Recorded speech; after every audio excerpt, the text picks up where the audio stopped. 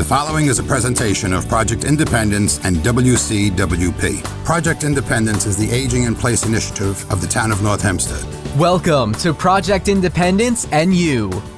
Good morning and welcome to Project Independence and You Community Talk Radio here on 88.1 FM and WCWP.org. This is the voice of Kristina Liu, your producer, but I'm filling in as host today. And of course, we have fabulous co-host Otto Lohse with us. Good morning, Otto. Good morning, Kristina. Glad to have you back. I feel like it's been a long time. It felt like that to me as well. Right?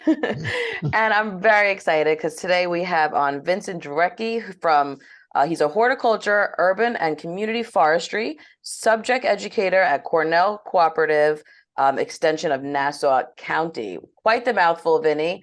Welcome to the show. I'm so happy to have you on. We've had Cornell Cooperative on a bunch of times, but on the nutrition side of things.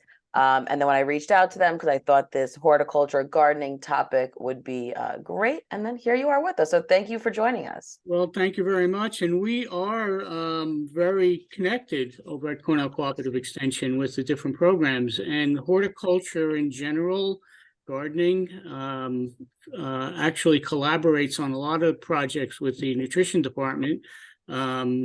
So, that's an important aspect of gardening too. So we'll be talking about that a little bit later. Absolutely.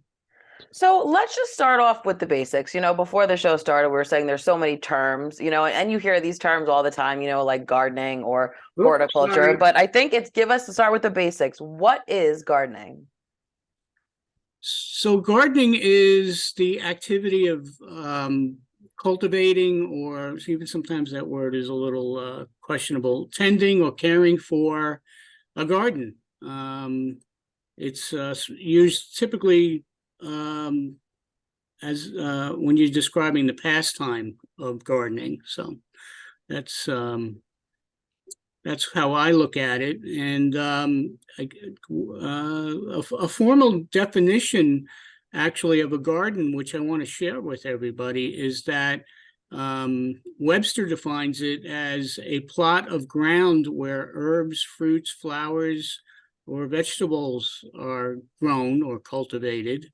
They also define it as a rich, well-cultivated region. So you think of farmland, I suppose. And it is also defined as a container, a pot or a box planted with a small plant or a group of plants, a variety of plants. Think of a dish garden. Everybody's probably familiar with a dish garden. That's a garden. So, and that's what I wanted to talk about as we get older. Sometimes folks think they can't garden anymore. They've been lifelong gardeners, and things have changed physically, perhaps. But when it comes to gardening, that doesn't have to be. So maybe we'll talk a little bit. Yeah, that's clearly something that I always think of because there are so many people. I know my own family members, that were avid gardeners when they were younger, but might not do it because it's hard to bend, or there's a whole host of different reasoning. But I love that there are different things, and I definitely want to tap into all the different kind of ways. Just go one more terminology, and that would be horticulture. Okay, horticulture is actually the same definition as the word garden, and that's growing fruits, herbs, flowers, vegetables. So basically it's growing ornamental as well as edible plants. Okay. In a nutshell. Yeah. That's a good word. A nutshell is always the best. So we I like used over to tell people, if somebody wants to know what time it is, tell them what time it is. Don't tell them how to build a watch and all the boxes that go around. I like Just that. tell them the time. I really like that.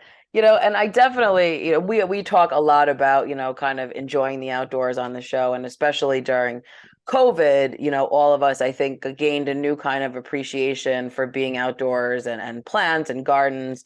And, this is a topic that comes up often here. I mean, I'm married to, a landscape designer, so it's very near and dear to my heart, this topic.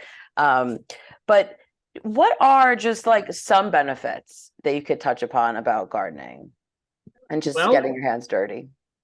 It's and this is all documented by research recently, and I've been kind of studying this as sort of a well, I was thinking about changing careers and becoming a horticultural therapist, so I did take some classes.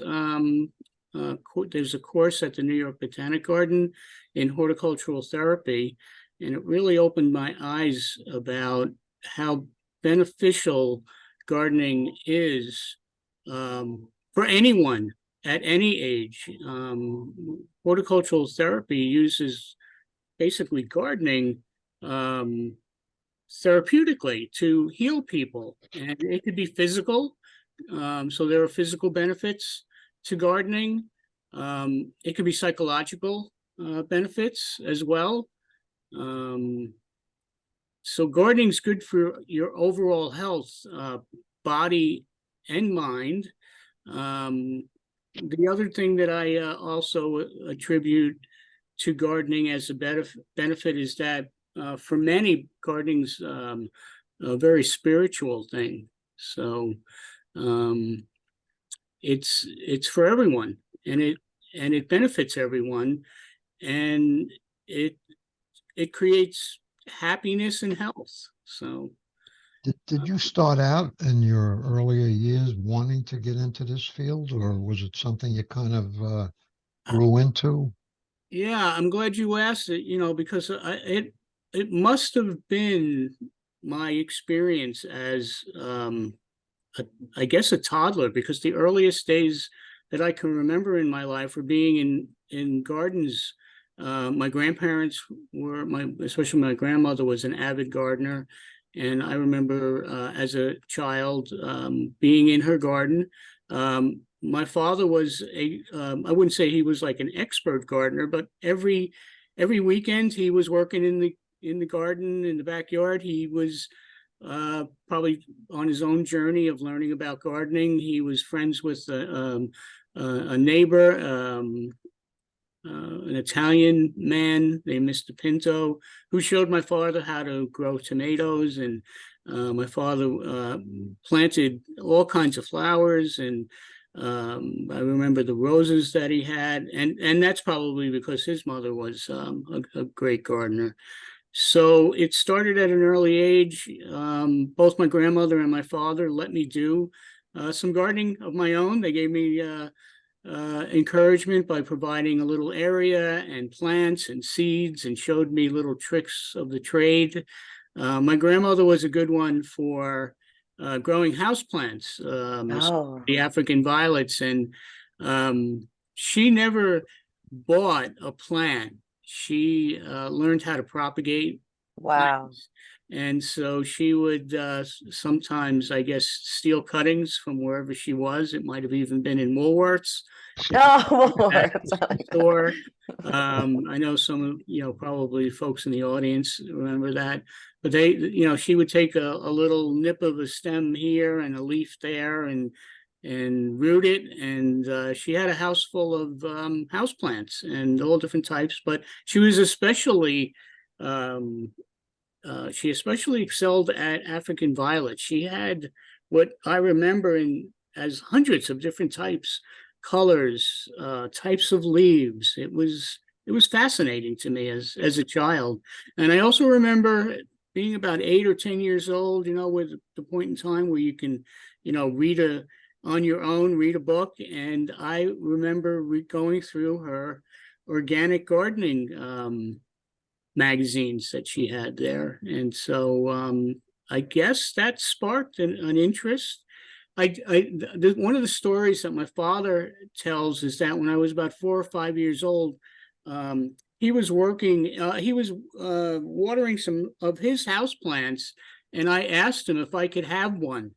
And he bought me a houseplant, and I was, it was my responsibility to take care of it. So, yeah, so that's just one of the things that I wanted to talk about is that you may be older, have some grandchildren, and you're interested in gardening, and believe it or not, gardening, growing plants can really be inspiring for young people. And it's, it's it should be part of their education too. I mean, it's biology, it's gardening involves all of the STEM subjects.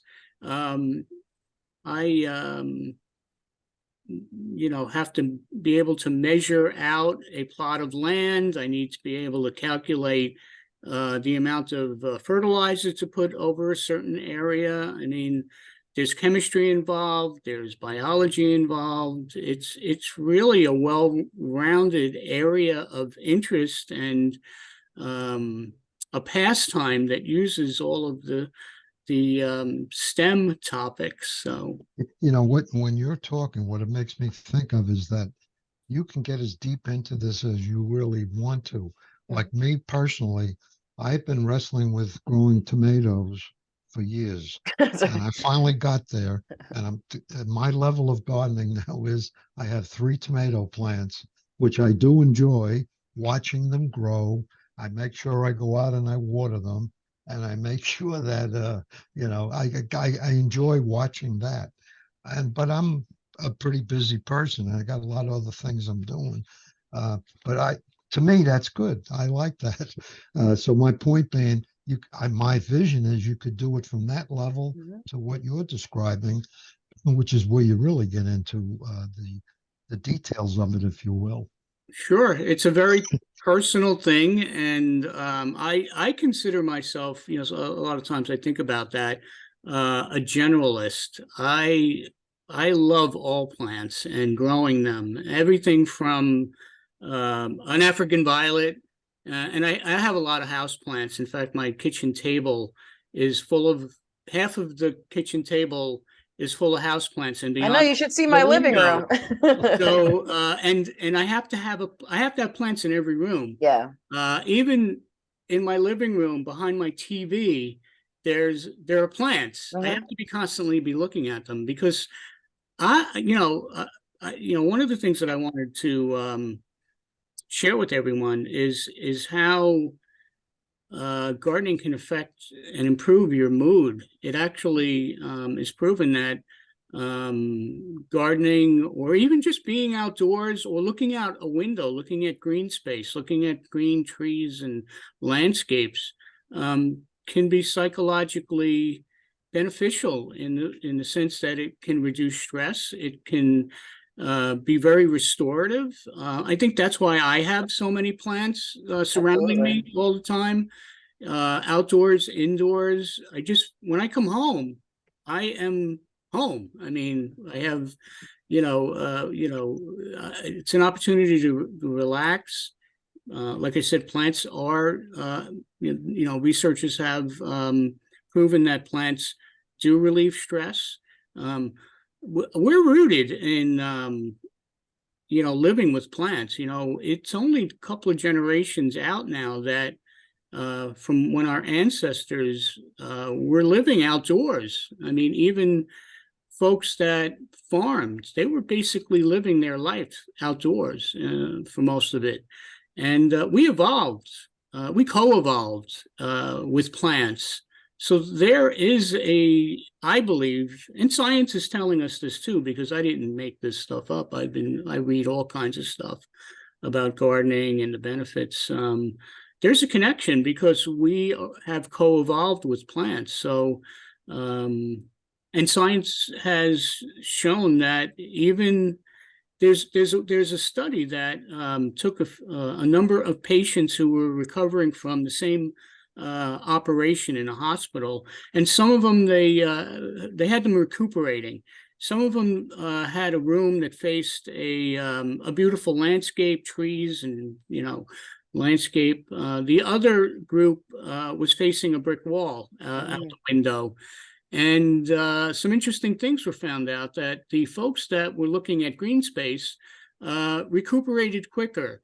they needed less medication, less drugs to recuperate. They were in a much better mood, and they left the hospital sooner than the other group, which, took longer to heal, needed more medication, had greater pain as a result. So they attribute, the difference between just looking at plants. So, Vinny, I'm sorry, but you mentioned African violets for indoors. What other plants would you recommend that people maybe who are just kind of fiddling around a little bit? What would be a good kind of starter base for indoor plant? Yeah, there's lots of foliage plants. I see there's a lot of great plants available, and even in supermarkets. I think they're doing a better job. But garden centers is a place to go. Those, especially that specialize in gardening and have greenhouses. And there are a lot of easy care foliage plants. The industry, the tropical plant industry, recognizes that they needed to really sell more plants that people were successful with, so that Yes, they could buy more. exactly. So if you go to a good garden center, and there's many in the town of North Hempstead, I will tell you that, and I worked at a few of them over the years. They will help you. The staff there is typically usually knowledgeable, and they will help you pick them out. But there's also a lot of information on the labels and on the displays. They usually put the signs up that kind of share the care that those plants need and the site condition that they need to be in. So one of the secrets to being a good gardener is knowing your plants before. And Vinny, on that note, we just have to take a quick break. We're going to get right back into that. This is Project Independence in You, Community Talk Radio here on 88.1 FM and WCWP.org. We'll be right back. WCWP is your home for great music and great conversation. You'll find all that and more on WCWP.org. Listen live on the web, check out the lineup, subscribe to podcasts, and stay up to date on the latest station events. Get in touch with us and let us know if you like what you're hearing. And find out how you can support or get involved at the only community public radio station serving Nassau's North Shore. Plus, sign up to get a free bumper sticker. It's all online at WCWP.org. And welcome back to Project Independence in You, Community Talk Radio here on WCWP 88.1 FM. We are having a really wonderful conversation with Vinny Drzewucki. Hopefully I'm saying it right, Vinny. I'm sorry. I'm trying to get it for you. But we are talking about all things gardening, horticulture, indoor, outdoor space. And I wish I could give you a tour of my house because there are like just plants all over the place. And I just feel like I keep my whole living room back there has all kinds. But I think, Otto, you brought up a great point, because I even know my own friends were always having struggles. Oh my God, am I watering too much? When do I water? And everyone's just stressed out about keeping their plants alive. And this really ramped up, especially during COVID, because we were all just home with our plants all day long and trying to, keep something going. But I think that was a great point, that there's so many people that are interested. And I even know my own family was like, oh, I'm terrible. I don't have a green thumb. I can't, keep plants alive. So before the break, we were talking about some kind of low maintenance plants to have, especially indoors. And I'd like to also tap into that outdoors as well. So what, Vinny, is there like a certain top 5 plants that are kind of low maintenance that you could have inside? Yeah, there's, like I was saying before the break, the trick to plants in general is knowing what their needs are, knowing what kind of conditions they prefer. So, for instance, cactus are really easy plants, but they have some particular things that they like or don't like. So they really need a lot of sun. So they're not going to be a good plant for a shady or a window, let's say, in the house where the sun never reaches it. For whatever reason, it might be on the north side of the house, or it might be that there's a big old tree outside that's always shading it. So that's not a good choice for that spot. but a shade-tolerant houseplant would be better, something maybe like a pothos or philodendron. Those plants will prefer to be in lower light and tolerate low light conditions. So that's part of the challenge, is making sure you have the right plant in the right place, is what we call that.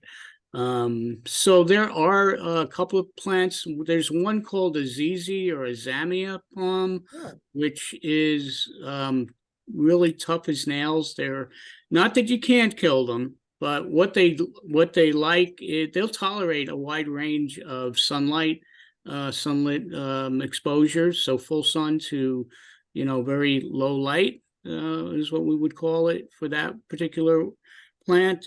How do you spell that one? ZZ? Is it ZZ? ZZE? It's Zatoclamus zamia. So ZZ is the nickname for the plant, so you'll find it under that name. But it also tolerates being bone dry for weeks and weeks on end. If you forget to water it for that long, it'll be perfectly fine. It's a very drought tolerant plant. It doesn't like a lot of water, so it doesn't want to be watered frequently, and you don't want to have it sitting with water in the saucer down below. So those are the typical things that you need to know about the plant. Another group of plants, which is actually easier than people think, are orchids. Orchids are they're tough plants. They are epiphytes, and what we mean by epiphytes is they are plants, as a group. Epiphytes are plants that are sometimes called air plants, but the reason why they're called that is they grow in the branches of trees or in rock outcroppings in their native habitat. For orchids, it's typically the ones that we grow as houseplants that have the beautiful, gorgeous flowers on them are from the tropics. We actually have native orchids here on Long Island that grow I didn't know that. in wooded areas in very particular conditions. It's got to be somewhat moist most of the time, although they can tolerate droughts and so on and so forth. But the tropical orchids that you see with the beautiful, gorgeous flowers, I suggest to people all the time, give them a try. Now, they grow different. Their roots don't like to be in soil, the epiphyte type. There are some orchids that are terrestrial and want to be in soil, but most of the ones you see that are sold are epiphytes. So you'll notice that in the container they're growing in, usually it's a mixture of bark and some other material like perlite or vermiculite, but that's because they like a lot of air around their roots, and they don't like moisture all the time around their roots, because in the tropics, they absorb the moisture whenever it rains. And typically in the tropics, it rains, once or more a day. So the roots are very good at absorbing water, and the roots and the stems and even the leaves of these orchids are very good at storing water. So even if you forget to water your orchid for a few days, it'll be perfectly fine. And the way that you water them properly is you submerge the pot in a bucket of water for a few minutes, for maybe 15 minutes, and then lift it out, let it drain, and then put it back in its place. What you're doing is you're creating sort of the natural type of watering that it gets from a heavy rainstorm in the tropical rainforest. So you don't typically pouring water into the top of the pot, it just drains away really quick. So that's why you just let it sit in a bucket of water, or you can put it in the kitchen sink and keep a little water in the sink for about 15, 20 minutes, and then put the orchid back in its place. So sometimes this, again, learning what the needs of the plant are is the trick to being successful. And orchids are not watered like most of the other houseplants are, by pouring water over the top. And even repotting them, they need to be repotted at least, typically every 1 to 2 years. When that bark starts to decompose and rot, it tends to start holding too much water, and you can actually rot the roots of the orchid. So, but I use that as an example of a plant that if you know about its particular needs, you can be very successful. And orchids do rebloom, so don't cut off the flowering stem when the flowers are finished. You basically just cut back. You'll notice that there'll be some buds along that flowering stem. You just cut back to the next bud and give it some time, and a lot of times you'll be rewarded with a whole new shoot of flowers. Wow. You know what, Vin? I think you inspired me to buy an orchid. I might have to get one. It always seemed like it was so fragile to me. So I was always like, I don't know if I want to tap into this world. And I'm gonna let everyone in on a secret.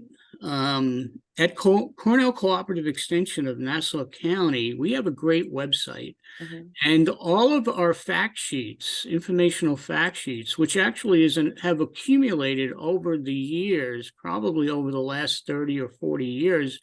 We have them posted there on our website on the resources page as PDFs. So you can look at them on your computer, or you can print them out if you want. Or if you don't have a computer and you want to stop by our office, I can provide you with the hard copies or print out a hard copy for you.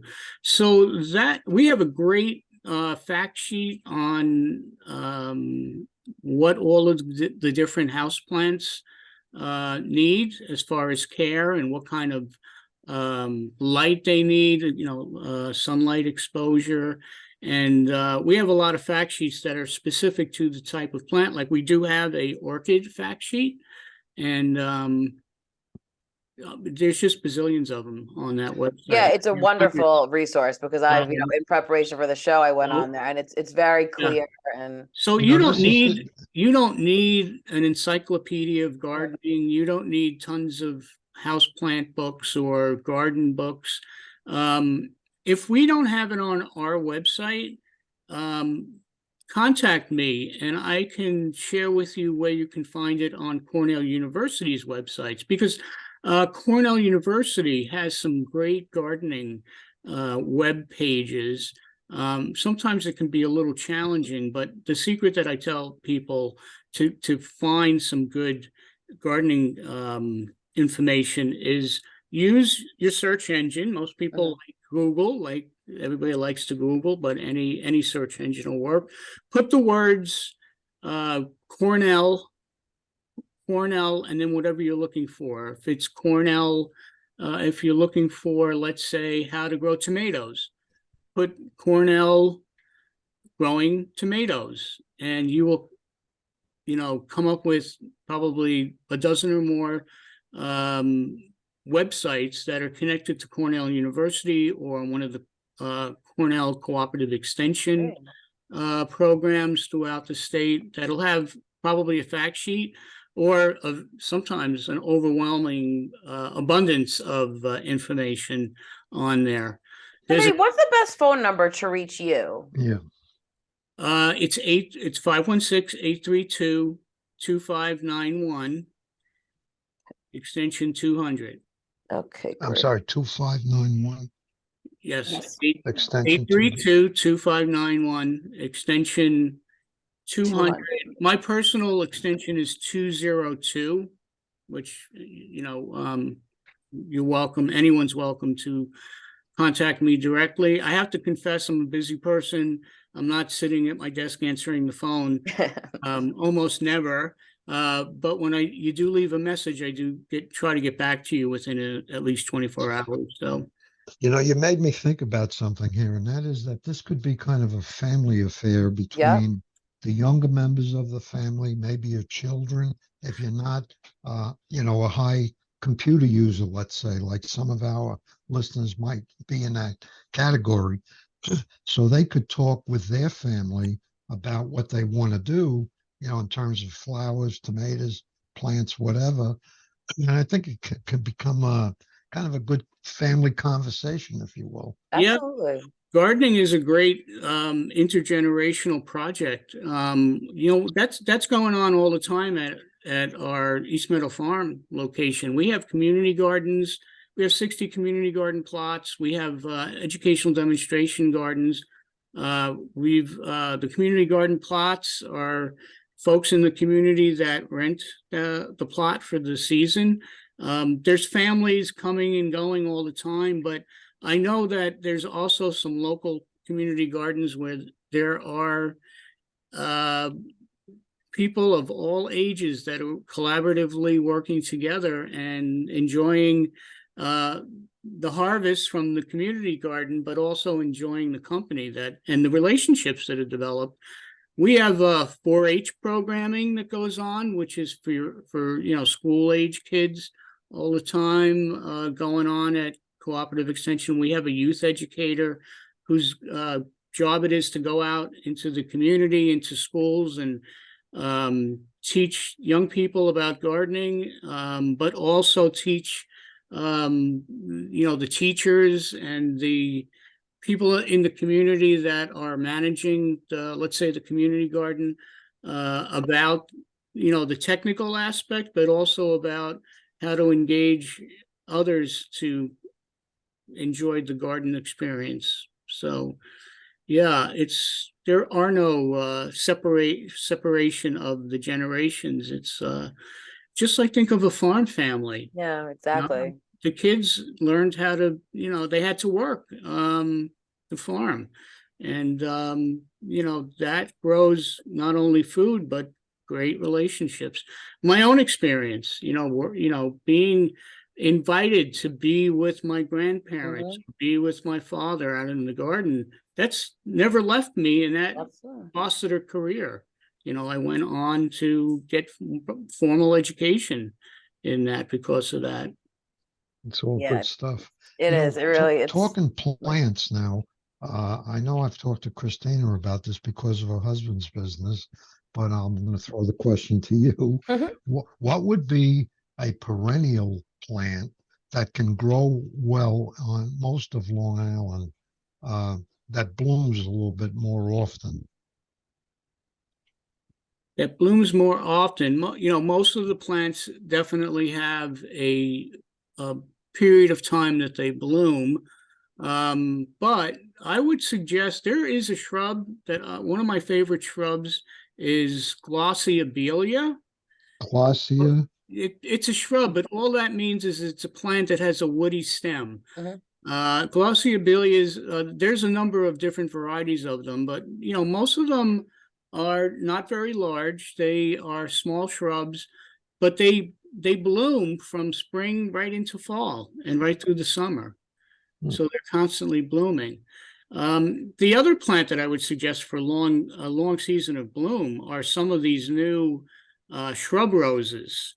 Yeah, most people look at roses as something challenging, and I got to spray them all the time. Because the old-fashioned roses had lots of disease and insect problems, and it did require that you put a lot of time and effort into them.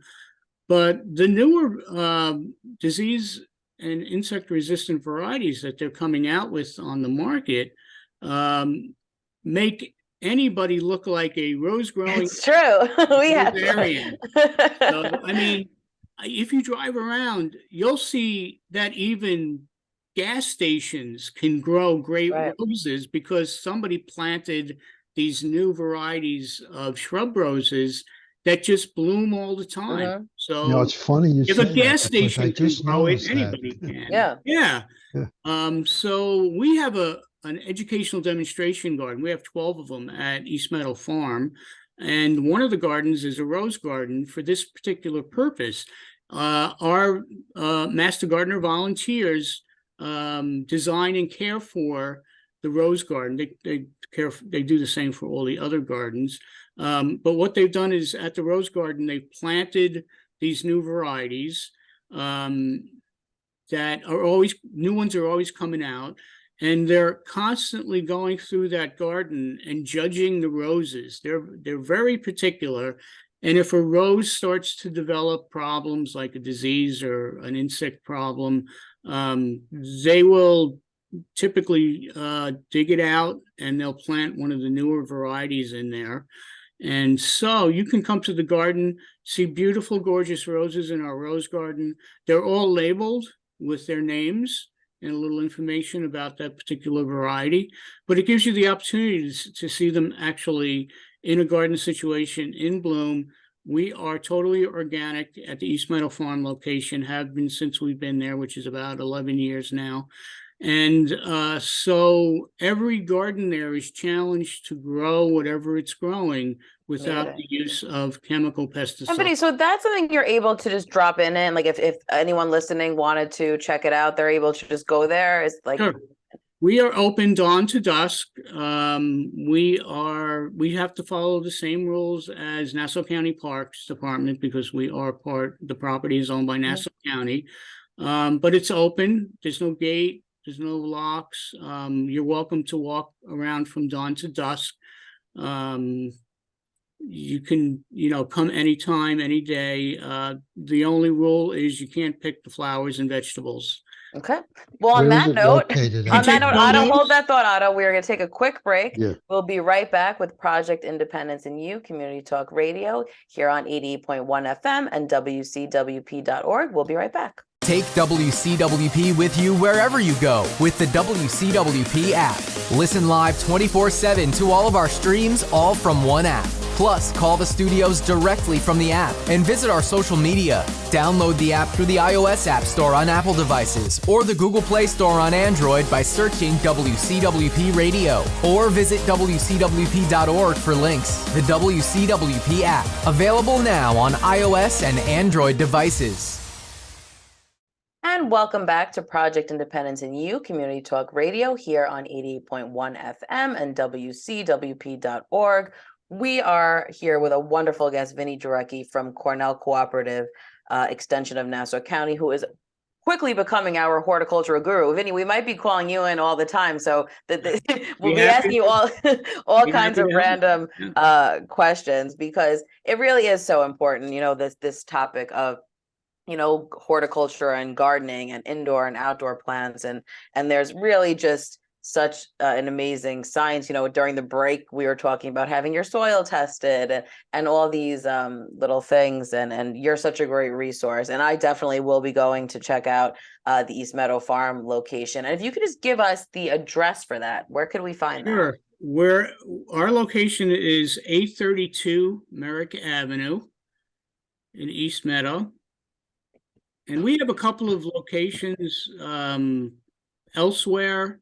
So don't, if you're looking for us and you're maybe online on our website, just make sure you're looking at the East Meadow Farm location. We do have our administrative office in Eisenhower Park, which is great because it's right down the road from us.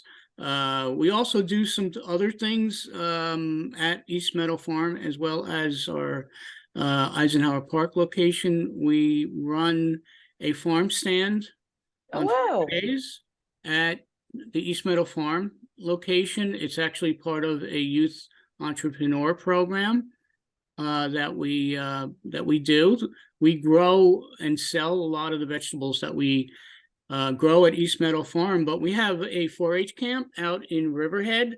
It's a sleepaway camp, and at the camp there is a farm, and so we do get vegetables, produce from our farm out in Riverhead. We also own what we call a veggie van. It's I like that. Refrigerated van. It starts its day out at the farm out in Riverhead at the 4-H camp. They'll harvest some vegetables at our farm, and then on its way into Nassau County, it will stop off at other farms out east and pick up fresh produce. And then the veggie van will, if it's a Friday afternoon, we'll deliver the vegetables to us at East Meadow Farm. But other days of the week, the veggie van is visiting senior centers, nursing homes, the other community centers throughout Nassau County. So what we're doing is we're bringing the farm stand to the folks. And so a lot of the folks have the coupons for the produce that they can use, SNAP program type coupons as well. So we take all of those government issued coupons for use for purchasing produce. So it's a great. great program. We've boosted the use of those coupons and checks tremendously with the use of this van. On Saturday mornings at our Eisenhower Park location, Parking Field 8, we do a farmer's market on Saturday mornings from about 8 until 9 until 12 noon. Every Saturday we have vendors, farmers, local producers of all kinds of products like baked goods and pickles and things like that, as well as fresh produce available on Saturday mornings. So I hope some of the folks absolutely, that's will great. either get out to our farm stand on Friday afternoons from 3 to 6, or visit the farmers market at Eisenhower Park, Parking Field 8. Can't miss it when you pull in the parking lot there. They'll have tents all over the place, and it'll look like a farmer's market going. Yeah, that's great. I had Can't the miss it. opportunity. I'm sorry. Mm. I had the opportunity to go to be on Sound Avenue yesterday and the day before, going and coming, and past a Cornell cooperative location, which you had mentioned was research, but I don't think people realize how many farms we still have on Long Island. You know, if you go out on the North Fork of Long Island, it's loaded between, obviously a lot of it's wine vineyards, but there's a lot of farms too growing stuff. There is a lot of vegetable production going on out east. You know, the wine industry is, you know, huge out there. There's other industries that are growing out there. The brewing industry is growing out there. Farmers are growing the barley, the hops, and they're making the beer right on the property there, and they're selling it right on the property there.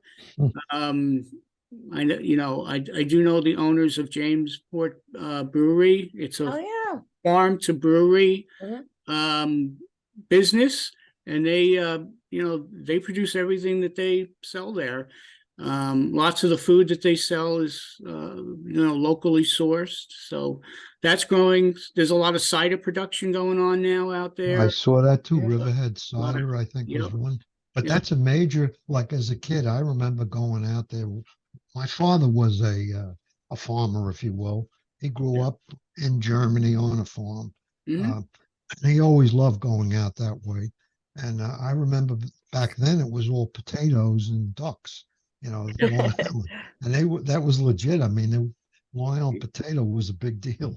Now I don't even know if they grow potatoes out there anymore. Yeah, some of the farmers are still growing potatoes. Funny thing you mentioned the duck farming. Cornell has a duck farm research lab in I think it's Eastport.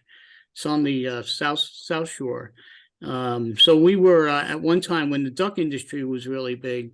Cornell had its own research lab right there in duck farming, Long Island area there. So like still there. Age, she wouldn't know about Long Island ducks, but there used to be a big I do know about Long Island vineyards, though. No. So our 4-H camp is actually right across the street from the Cornell Research Lab. So, I saw. Dorothy P. Flint Camp. Yeah. So I love riding out there, and when it's right in the middle of the season when the traffic is really heavy. Yeah, it's so I just wanted to mention the camp. It's amazing. Not only do we have the farm out there, but the camp has 8 weeks of it's a sleepover camp. So there's 8 weeks, 8 sessions. It's very popular. If you have the folks listening, if you have kids or grandkids, absolutely, it's a great experience. It's an old-fashioned sleepaway camp. Lots of activities. Many of the activities, don't tell the kids, are educational. Have some great youth educators out there that keep the kids busy with physical activities, sports, as well as learning, teaching, education. So it's a fun time. It's a great experience for the kids. It gets them away from, the technology and the phones and the TVs and Absolutely. We mentioned indoor plants and outdoor plants. How about like tomatoes? I grow tomatoes, all right? Not a lot of them, but if you wanted to grow vegetables on Long Island and you have minimal space, let's say. Yeah, perfect. What would be vegetables that you would recommend? Yeah, so especially if you used to grow vegetables in a vegetable garden and you're older and you can't, bend down and can't, lift what you used to. Lots of pretty much all the vegetables can be grown in containers on a deck, a patio, the back steps. You could even grow things like herbs in containers. You can grow herbs indoors year round on a sunny windowsill, but don't let, being older and not being as physically fit or thinking that gardening is just too physically challenging for you, because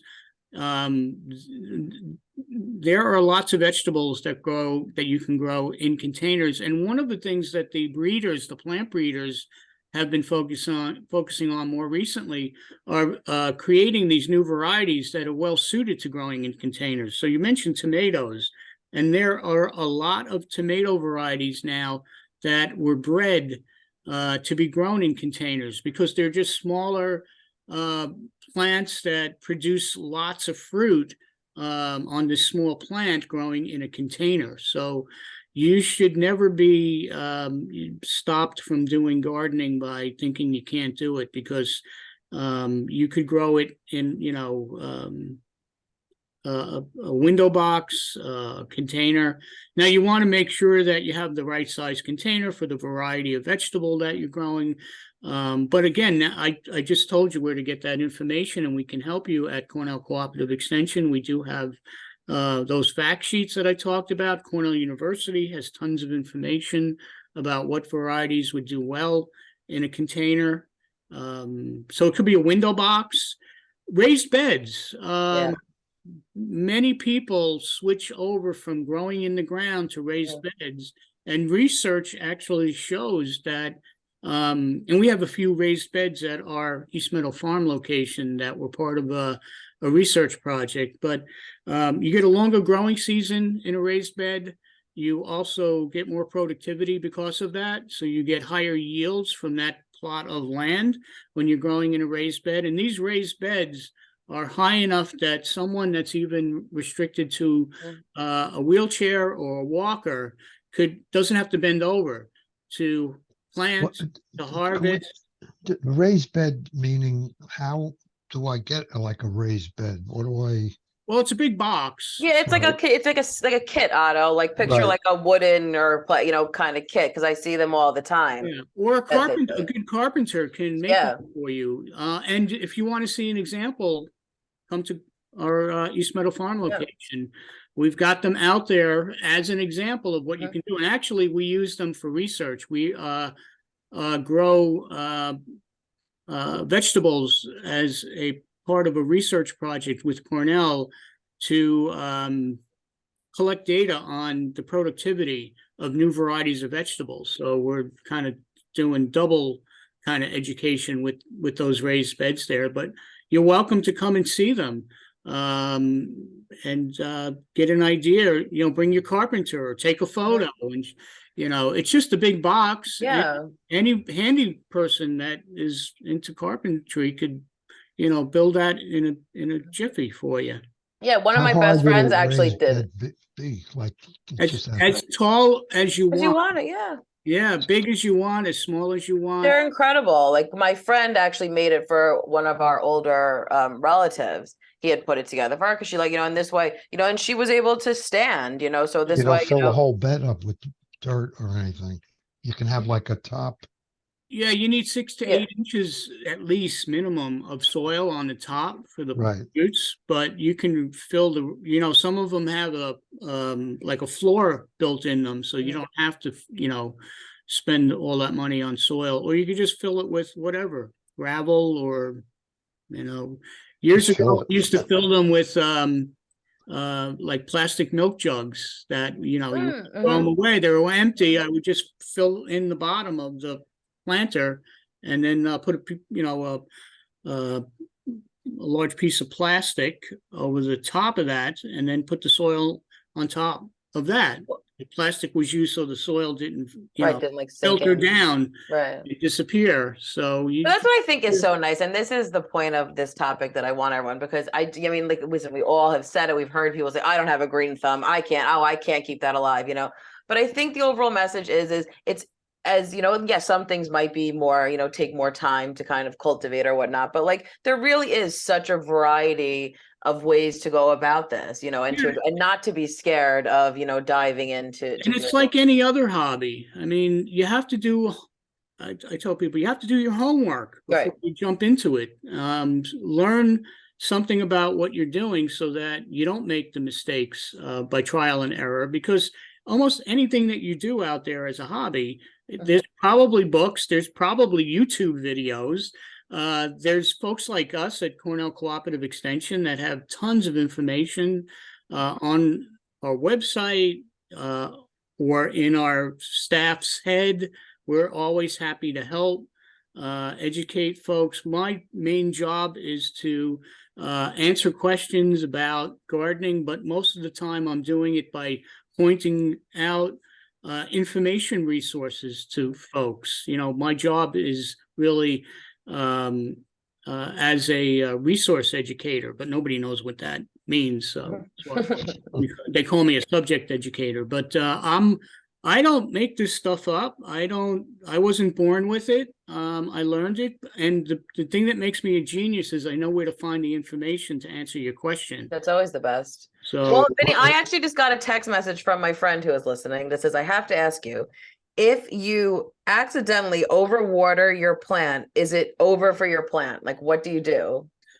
I guess the answer to that is it all depends. Sometimes the plant can be saved, but overwatering, I will tell you that overwatering plants, especially when it comes to house plants, is the number one killer of plants. So I think it's because people are really, they really are into their plants. They love them, and they overlove them with watering them too much, or watering them thinking that if they let the soil go a little dry, it's deadly for the plant. And I don't know of many plants that house plants that people have actually killed by the plant drying out and dying from drought. But I do know that most of the plant problems that I get in at the office are associated with excessive watering.